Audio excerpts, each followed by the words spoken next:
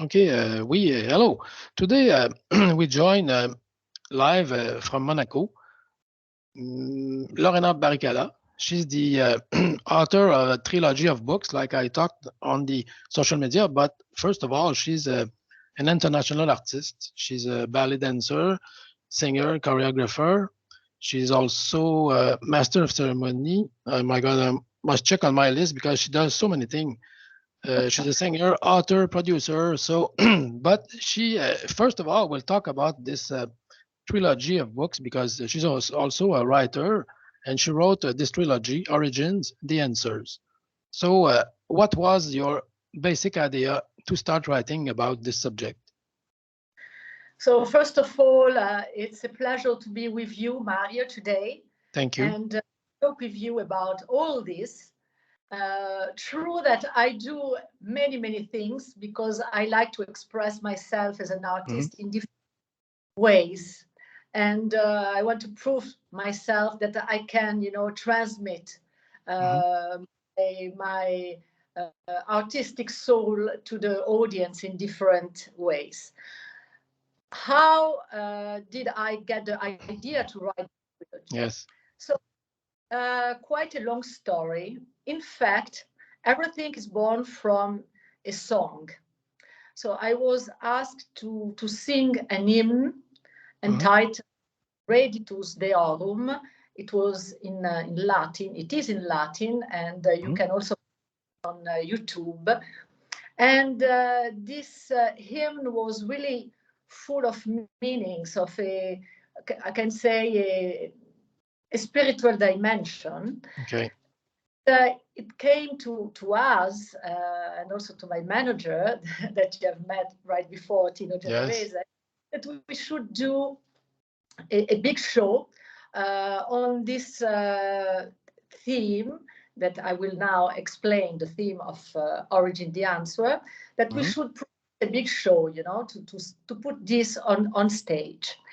And so first, everything is born from the song that I recorded, and the idea to develop it as a big show. And in this case, I have written the script of the show, to establish all the choreography, and very big project for arena, not for theaters. Okay. And for this, I rewritten so many informations because I've studied a lot. I've rewritten, information, 5,000 pages of information to be able to the basis of the story. And one day I waked up and I said, why don't I put all this that I learned in a book? I should write a book of story, because obviously all these richness of details cannot be put in a show. A show has to be much more simple. Yes. And so the books are born. And in these books, in fact, you try to explain the real origins of life and also some mysteries that each of us, each day almost, ask about ourselves. What are we exactly? Oh my God, where do I come from? Where will I go? Last summer, it was in July. It's recent. I lost my mother, and I remember when it happened. I'm someone who was faith, okay, but when it happened, my reaction was, okay, life, that's it, because she suffered, and finally she ended up her days suffering, and in my head that was like, okay, life is just that. You live, you try that, you have something, and someday you're sick and you're going like that. And it's not the fact that I had doubts, no, but I was asking myself, where is she? Where is she now? And where I come from, where will I go? And I think that in these books, you try to write around this subject, the origins of life and the meaning of life too. That's true. That's true. We have many questions, in ourselves, many questions. And this is a reading that I in which I related many themes. Mm-hmm. At the origin, it is based on the ancient Mesopotamian tablets, Mm-hmm. and well on the quantum theories, that says that time doesn't exist. Yes. Past, future, or Mm-hmm. present are of a circle of is the same, in the same moment. Yes.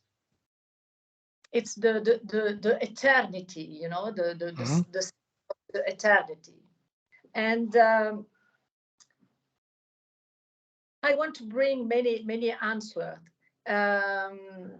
It's a reading for intelligent people, and there are so many intelligent people around Mm-hmm. us, and Yes. they need something to feed their soul.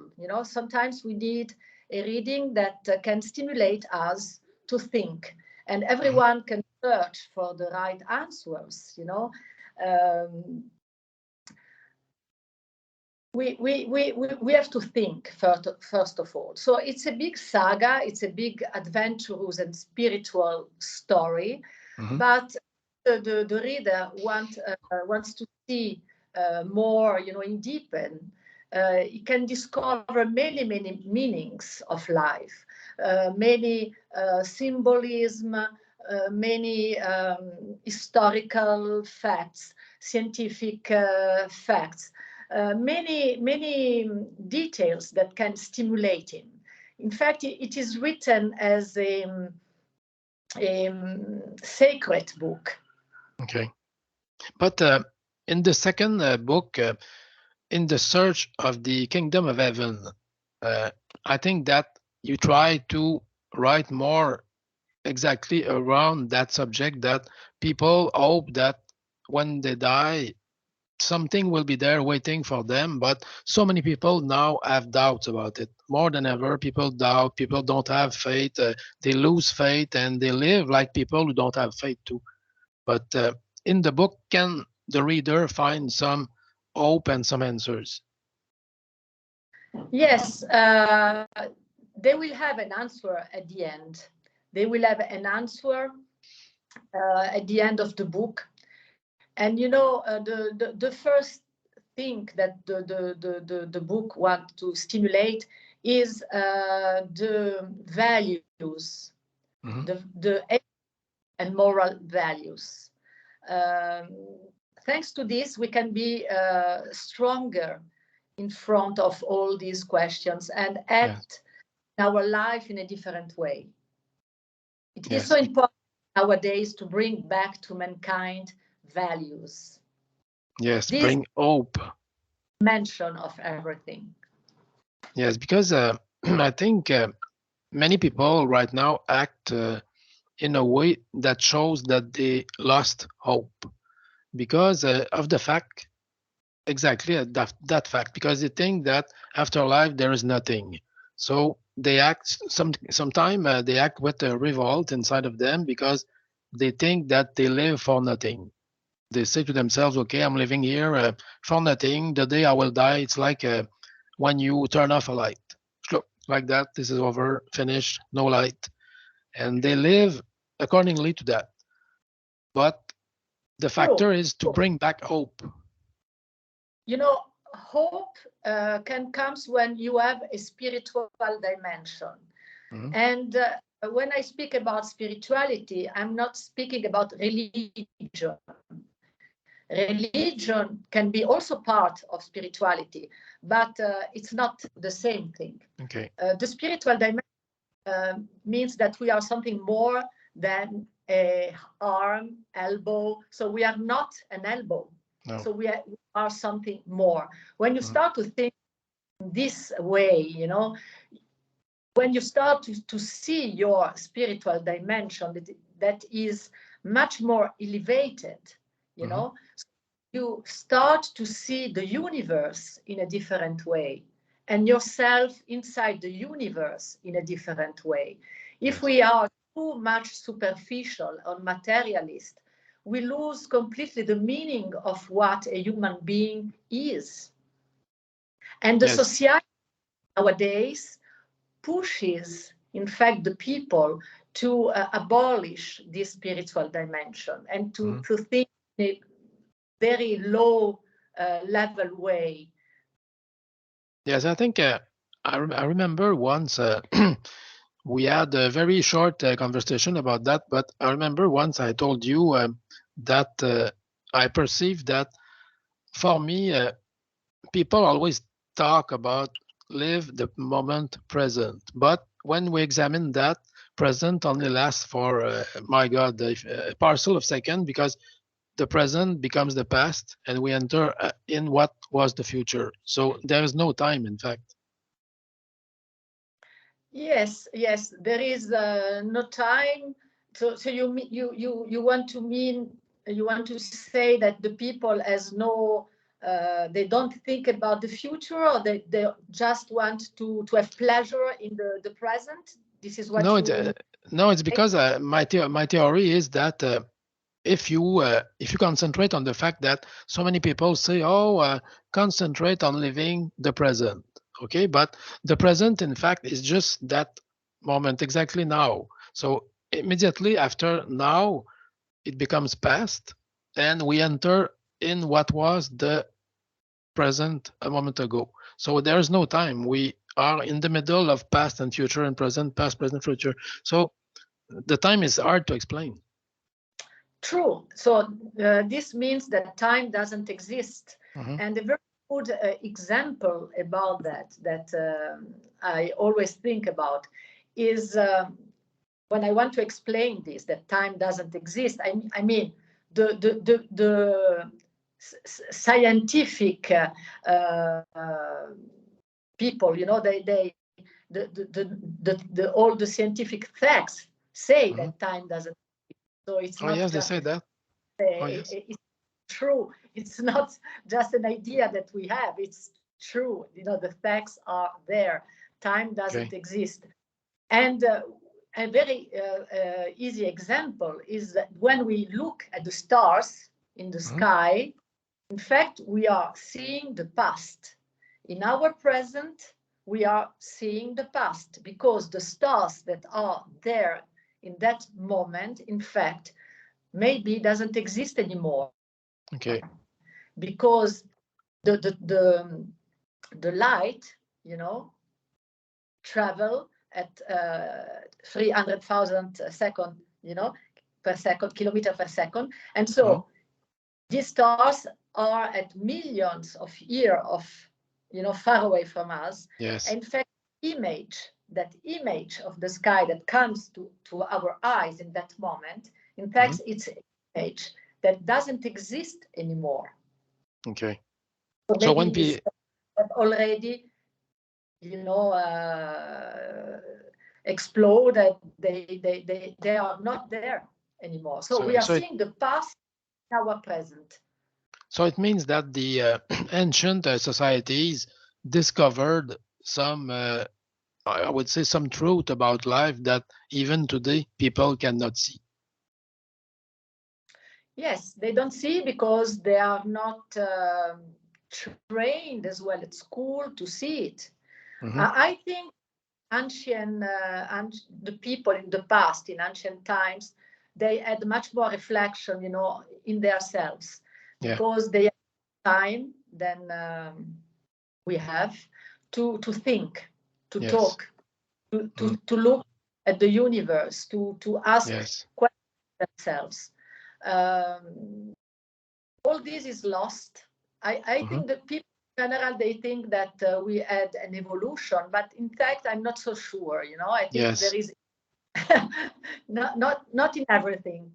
Yeah, this is true because today technology takes so much place, and when we compare, for example, with ancient Egypt, okay, these people they had time to think, like you said, time to talk, and they didn't have a cellular phone in the hand, and they didn't have internet and all that, so they were not always occupied by things that in fact impeach us to think. We don't think, we act constantly, and we have a life full of activities and obligations. In that time they were not living that way. Yes, exactly. And so why I've written this book. It's to give an opportunity to the people to take time for themselves, Yeah. and something that can help them to think about themselves. Mhm. It brings me to my next phase before ending that. Uh, we were talking about the fact that people today are very busy. They have a heavy schedule, and yourself, you have a very busy life because you travel all around the world, and you are implicated in the artistic world in Monaco, yes, but in many countries too. So, how can you achieve to have a life that allows you time for yourself among all that? True, this is a good question. Yeah. First of all, I can say that to write this trilogy of books took me a few years. It's not a Yes. project that is born fast. So it's a parcours, during years that Hmm. had also different evolutions, and it came out also from my personal thoughts, Yeah. of my evolution as Hmm. well.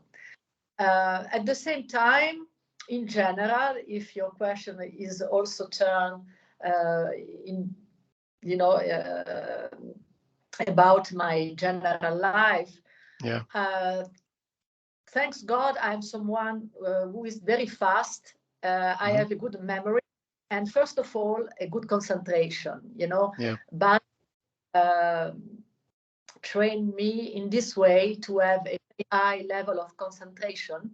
And so I can concentrate very strongly on a matter, and Hmm. can, work in a very fast way because I'm fully concentrated on that. And Yes. that I can change and give my concentration to another subject. So Hmm. this means that during my day, sometimes I do many, many different things. It's hard. It's Yeah. very hard, but I'm I can manage.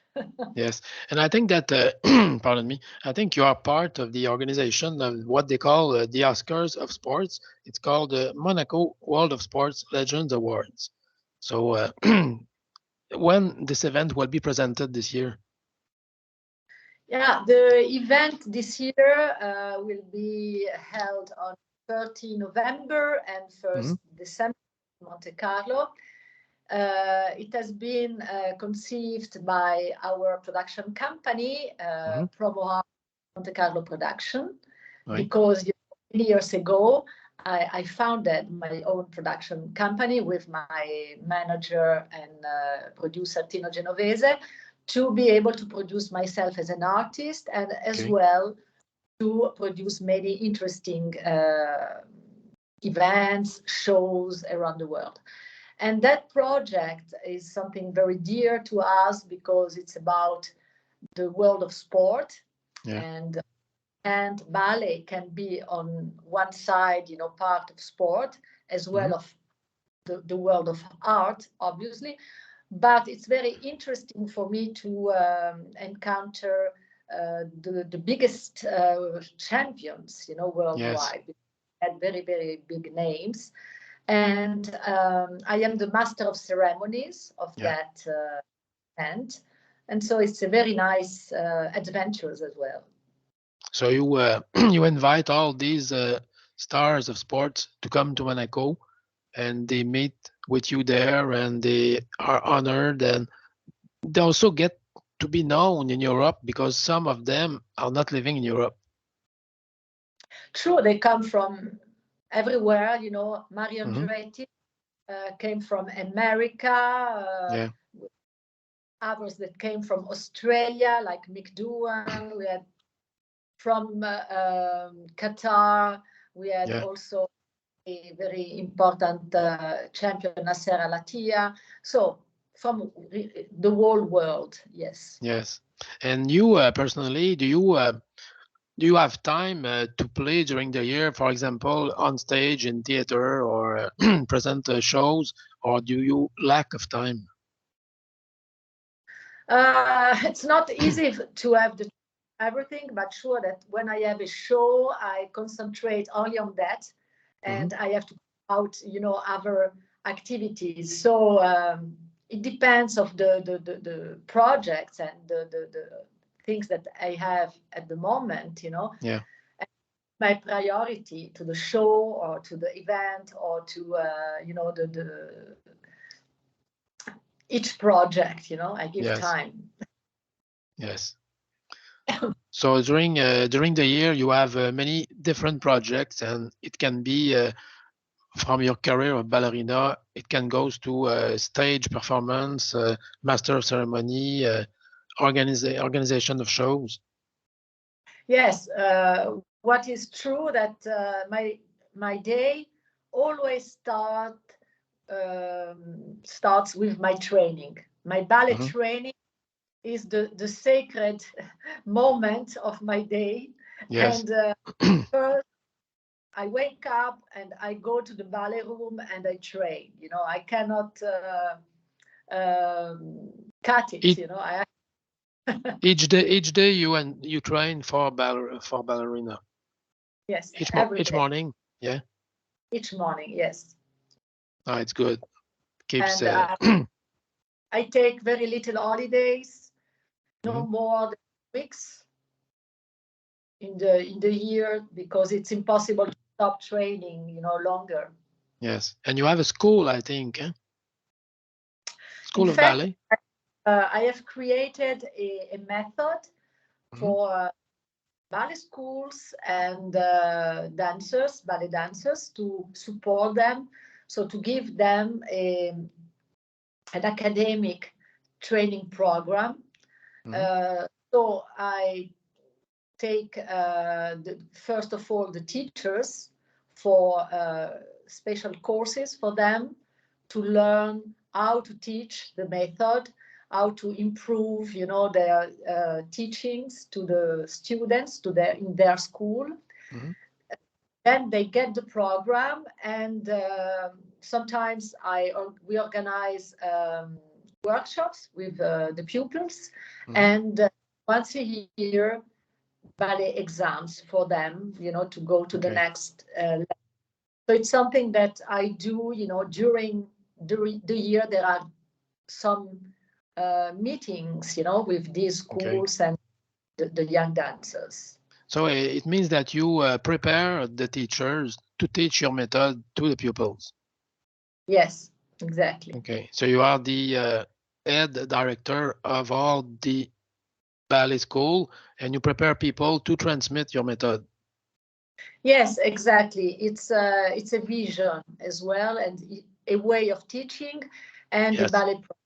And in general, the ballet schools don't have any academic program. They don't. So the teachers teach like that, what they think they can do.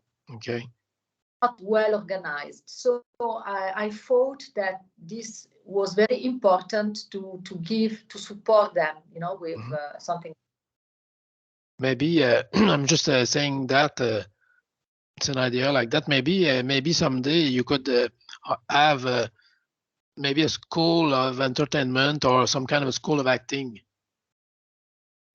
Yes, sure. Why not? Why not? It would be great. It's a project as well that can be. Yes. Life, we never know. Yeah, it would be a very interesting project. So before we finish, I want to finish in French because we are both francophones. So why not speak a bit of French for a couple of minutes, and then we could be in peace. So alors, oui, je veux vous remercier, Lorena, d'avoir participé à cette entrevue. Puis oui, c'est ça. Moi, je trouve que, bon, c'est sûr qu'en anglais, on est capable de bien s'exprimer, mais quand on parle notre langue, ça va beaucoup mieux. Donc, moi, je vais revenir en terminant à cette trilogie de livres parce que, comme j'ai dit, chaque jour, moi, je me pose, ah, mon Dieu, oui, presque à chaque jour, je me pose des questions sur la vie. Je me dis, bon, qui suis-je, d'où je viens et où j'irai? Et ça, pour moi, c'est des questions vraiment, à chaque jour, j'ai des réponses différentes. Alors, comment faire pour être sûr de nous et dire, bon, OK, à partir de maintenant, je n'y pense plus parce que je sais où je vais aller. aussi, l'endroit où nous allons un petit peu se déplace aussi, non? Mais il y a une vision qui, je pense, reste la même. Hein. Cette vision doit avoir une dimension beaucoup plus universelle, beaucoup plus ample. Hein, donc, si nous nous situons dans une dimension toute petite, alors à ce moment-là, nous sommes dans cette pièce, enfermés dans cette pièce, quatre murs.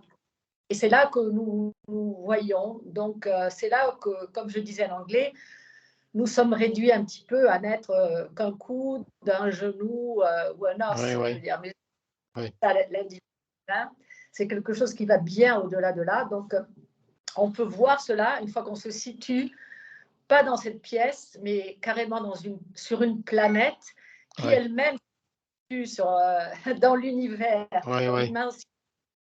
Et quand on pense à nous-mêmes ainsi, on commence à avoir une vision beaucoup plus spirituelle, beaucoup plus ample. Et cette spiritualité est quelque chose qui finalement est très scientifique, hein, parce qu'encore une fois, ce n'est pas de la religion.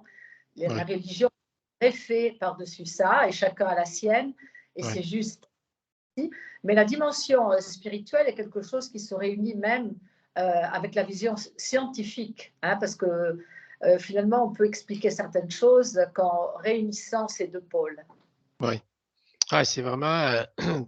moi, c'est pour ça que je me pose beaucoup de questions, parce que pour moi, c'est un si grand mystère. Je me dis, bon, on nous dit que notre esprit est dans un corps, mais que ce n'est pour un certain temps. Notre esprit est dans un corps, le corps, lui, est dans une maison. La maison est, bon, c'est comme ça dans la ville, dans le pays, dans la planète. Bon, presque, c'est infini, en fait, mais quand on revient au point de départ, c'est l'esprit. Et l'esprit, lui, il est pris dans toutes ces structures, en fait, que ce soit le corps, le pays, la maison, le local où on est, mais quand on disparaît, eh bien, l'esprit, lui, s'en va et tout ça demeure en place. Mais finalement, l'esprit, c'est de l'énergie aussi, c'est de l'énergie vitale. Et cette énergie vitale retourne de là où elle vient, finalement, dans l'univers. Elle compose. C'est un sujet passionnant. Et puis, bon, c'est sûr que vous avez votre trilogie de livres à propos de ça, mais il y a tellement de films qui ont été faits sur le sujet et personne, en fait, n'arrive vraiment jamais à avoir la véritable réponse. Et malgré aujourd'hui toute la technologie qu'on peut avoir, et en plus, on voit dernièrement l'intelligence artificielle qui commence à s'impliquer un peu partout. Et même malgré l'intelligence artificielle, l'homme n'a pas encore la réponse concernant la vie. Et c'est certainement pas l'intelligence artificielle qui va nous la donner. Non, cette réponse est vraiment réunie dans cette étincelle de vie qui est en nous. Et c'est sûr que la réponse, nous pouvons seulement l'effleurer. Hein, nous pouvons la ressentir, l'effleurer. Ce n'est pas une machine qui va nous donner la réponse. Non, certainement pas. Non, non, parce que non, c'est à faire certains calculs, hein, et encore, elle donnera les réponses que nous avons introduites en elle, parce que c'est nous qui avons mis des informations de base dans la machine. Les réponses vont découler des informations que nous avons introduites, tout simplement. C'est vrai. Ben, en tout cas, I thank you for this interview, Lorena, and I hope that someday we'll have the chance to talk again. With a great pleasure, Mario. It was really great to speak with you and to share this moment. And we can see our connection, goes much more far away. In fact, we are with, just a internet connection, but in fact, our human connection goes much more beyond. Yes, this is true. Yes, yes. Okay, so I thank you once again. Merci encore, grazie, and I hope that we'll meet again soon. Thank you, Lorena, and buon pomeriggio. Thanks to you. It was great to talk with you, Mario. Thank you. Have a good day. Bye.